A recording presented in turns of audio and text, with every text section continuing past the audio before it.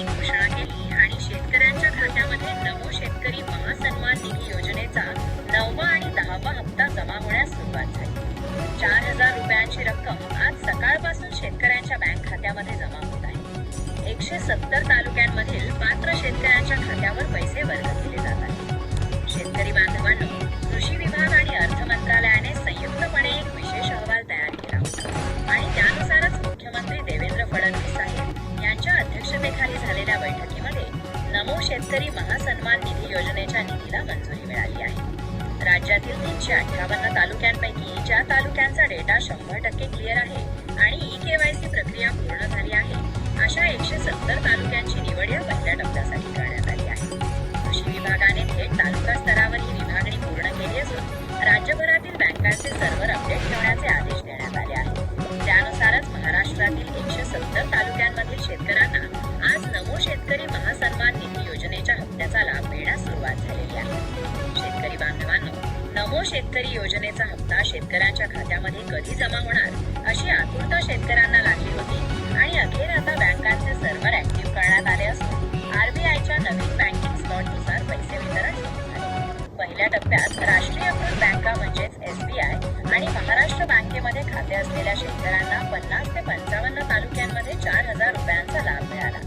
यामध्ये प्रामुख्याने पश्चिम महाराष्ट्रातील तालुक्यांचा समावेश आहे, तर दुसरा स्लॉट आहे तो दुपारी 1 ते संध्याकाळी 5 वाजताचा आहे। शेतकरी मित्रांनो, नमो शेतकरी योजनेचा 9वा आणि 10वा हप्ता दुपारच्या स्लॉटमध्ये ग्रामीण बँका आणि जिल्हा मध्यवर्ती बँकांमध्ये जमा करण्यात आला। यामध्ये मराठवाडा आणि उत्तर महाराष्ट्रातील 7 तालुक्यांमध्ये डीबीटी ट्रान्सफरच्या माध्यमातून शेतकऱ्यांच्या खात्यावर वितरण पार पडले। त्यानंतर तिसऱ्या टप्प्यामध्ये विदर्भ आणि कोकणातील 60 तालुक्यांपैकी पात्र शेतकऱ्यांना रात्री उशिरापर्यंत हप्त्याचा लाभ मिळू शकतो।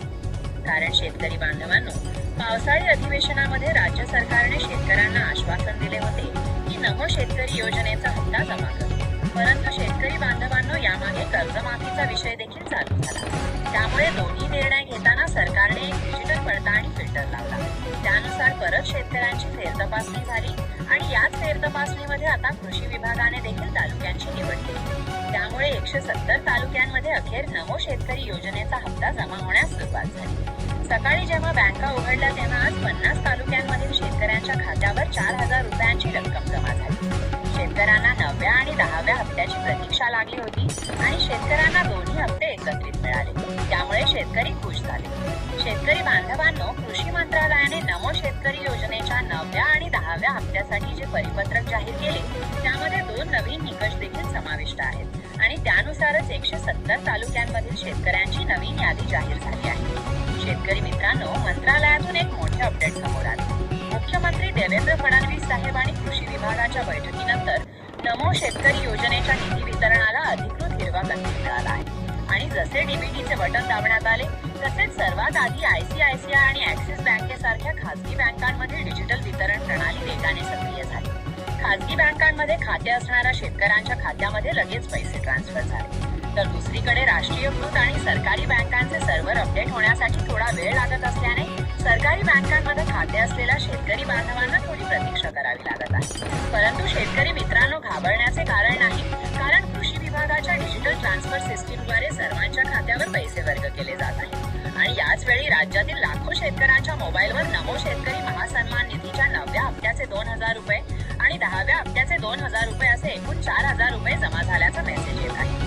राज्यातील तब्बल 70% शेतकरी बांधवांना पात्र ठरवण्यात आले आहे, तर उर्वरित 30% शेतकऱ्यांची नावे सध्या पेंडिंग लिस्टमध्ये ठेवण्यात आली आहेत। मात्र 30% शेतकरी बांधवांना कागदपत्रांची पडताळणी पूर्ण होताच लवकरच लाभ मिळणार आहे। त्यामुळे तुमच्या खात्यामध्ये नमो शेतकरी योजनेचा हप्ता जमा झाला नसेल तर लक्षपूर्वक ऐका की परिपत्रकामध्ये कोणते 2 निकष लावण्यात आले आहेत।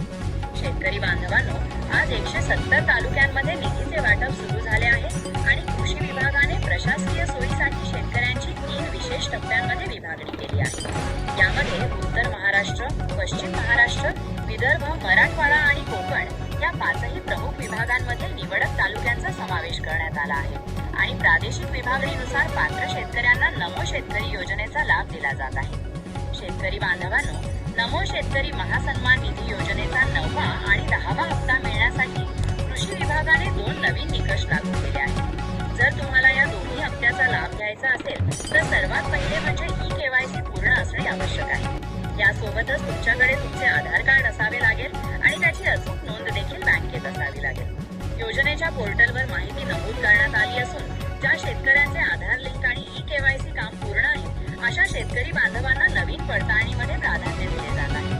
दुसरा निकष आहे शेतकऱ्यांचे वार्षिक उत्पन्न. गेल्या काही महिन्यांमध्ये राज्यात अनेक ठिकाणी हवामानातील असंतुलनामुळे शेतकऱ्यांचे मोठे नुकसान झाले आहे. त्यामुळे सरकारने उत्पन्नाची मर्यादा पुन्हा एकदा लागू केली आहे. जर तुमचे उत्पन्न ठरवून दिलेल्या मर्यादेमध्ये असेल तर तुम्हाला या हप्त्याचा लाभ मिळत आहे. पण शेतकरी बांधवांनो, तुमच्यासाठी आणखी एक मोठी आनंदाची बातमी आहे. ज्या भागामध्ये नुकसान जास्त झाले आहे तिथे आगामी हप्त्यामध्ये शेतकऱ्यांना वाढीव रकमेचा लाभ मिळणार आहे. शेतकरी बांधवांनो, कृषी विभागाने लावलेले 2 निकष आज राज्यभरातील तब्बल 70% शेतकऱ्यांना पात्र ठरवत आहे आणि त्यांच्याच खात्यावर थेट पैसे जमा होण्यास सुरुवात झाली आहे. ज्या शेतकऱ्यांची कागदपत्रे पूर्ण आहेत, जसे ई-केवायसी असेल, उत्पन्नाची माहिती अचूक असेल, त्यांच्याच खात्यावर आज नमो शेतकरी योजनेचे डायरेक्ट ट्रान्सफरच्या माध्यमातून हप्ता वितरण सुरू झाले. शेतकरी बांधवांनो, मंत्रालयातून निधी वितरणाचे अचूक टाइमलाईन समोर आले आहे. सकाळी 11 वाजता जसे डीबीटीचे बटन दाबण्यात आले तसेच देवेंद्र फडणवीस साहेबांनी महाराष्ट्रातील तब्बल 50 तालुक्यांमध्ये पहिल्या टप्प्यातील 27% निधीची रक्कम वर्ग केली आहे. यानंतर लगेचच रक्कम वेगाने वर्ग करण्यात येण्यासाठी दुसरा टप्पा निवडण्यात आला होता.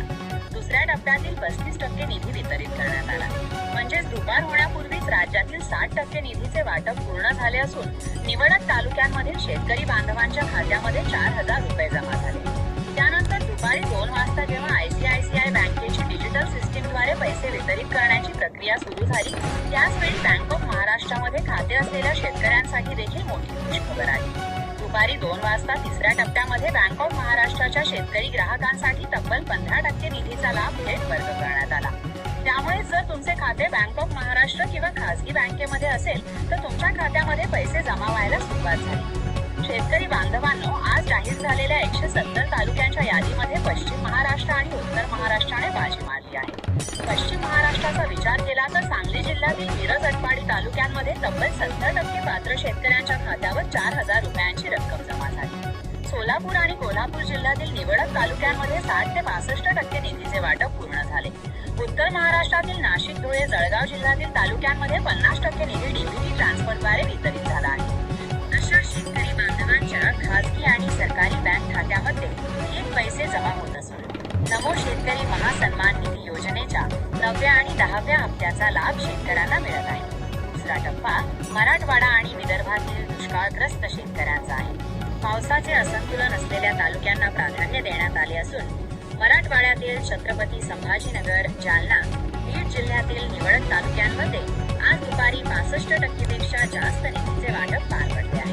विदर्भामध्ये नागपूर, अमरावती, यवतमाळ, बुलढाण्यातील 15 ते 20 तालुक्यांमध्ये 60% निधी शेतकऱ्यांना मिळाला असून 4,000 रुपयांचा लाभ मिळालेला आहे. कृषी विभागाने तयार केलेल्या 2 नवीन निकषानुसार ज्यांचा डेटा 100% क्लिअर आहे अशा शेतकऱ्यांच्या खात्यावर निधी वर्ग झाला. तिसऱ्या टप्प्यामध्ये कोकण विभागातील ठाणे, पालघर, रत्नागिरी आणि सिंधुदुर्ग या जिल्ह्यातील प्रमुख तालुक्यांमध्ये 55% ते 60% निधीचे वितरण पार पडले. देवेंद्र फडणवीस साहेबांच्या आदेशानुसार बँकांचे सर्व्हर चालू करण्यात आले होते. परंतु नरेंद्र मोदी साहेबांनी जेव्हा नवीन परिपत्रकामध्ये 2 निकषांची नमूद करण्यात आली त्यावेळी पात्रता यादी जाहीर झाल्यानंतर खासगी आणि तिसऱ्या टप्प्यामध्ये सरकारी बँकांमध्ये वितरण सुरू झाले. सर्व्हर डाऊन किंवा तांत्रिक अडचणीमुळे ज्या सरकारी बँकांमध्ये उशीर होत होता तिथे देखील रात्री उशिरापर्यंत उरलेला 30% ते 40% निधीचे वितरण हे शेतकऱ्यांच्या खात्यावर होणार आहे. शेतकरी बांधवांनो, 170 तालुक्यांपैकी जर तुमच्या तालुक्यांमध्ये अजूनपर्यंत संपूर्ण निधी जमा झाला नसेल तर तुमचे नाव पेंडिंग लिस्टमध्ये असेल. पण काळजी करू नका, कारण कृषी विभागाने नवीन पात्रता यादी जाहीर होणार असल्याचे सांगितले आहे. ज्यांच्या अर्जापुढे पेंडिंग चिन्ह आहे अशा शेतकऱ्यांची फेरतपासणी चालू असून त्यांच्या खात्यामध्ये निधी सोडण्यासाठी सरकार नवीन पारदर्शक नियोजन देखील लावत आहे.